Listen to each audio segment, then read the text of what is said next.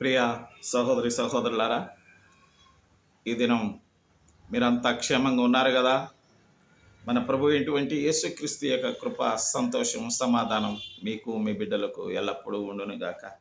ఈరోజు ప్రత్యేకమైనటువంటి ప్రార్థన మీ కొరకు చేయాలని పరిశుద్ధాత్మ ప్రభు పేరిట నేను మనవి చేసుకుంటున్నా. అందరం తలలో వంచి కళ్ళు మూసినట్లయితే మనం ప్రార్థన చేసుకుందామా?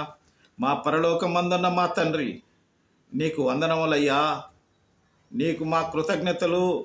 నిన్ను నూరేండ్ల జీవితము అనుగ్రహించి మమ్మలను కాపాడుతూ పోషించుతున్న మా పరలోకపు తండ్రి, నీ రుణమును మేము ఎన్నటికీ తీర్చుకోగలము ప్రభువా.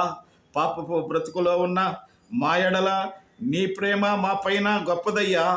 మేము మీ బిడ్డలము ఈ యుగాంతమందున్న ఉన్నాము ప్రభువా.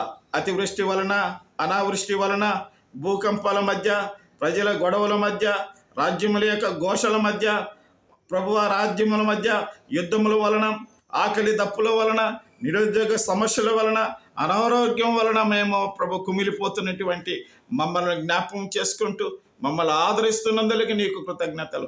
రాబోయేటువంటి దినాలలో కూడా స్వామి, క్షేమకరమైనటువంటి దినాలు మా వెంట నడిపిస్తున్నందుకు నీకు వందనాలు చెల్లిస్తూ యేసు నామమున ప్రార్థిస్తున్నాం తండ్రి. ఆమేన్.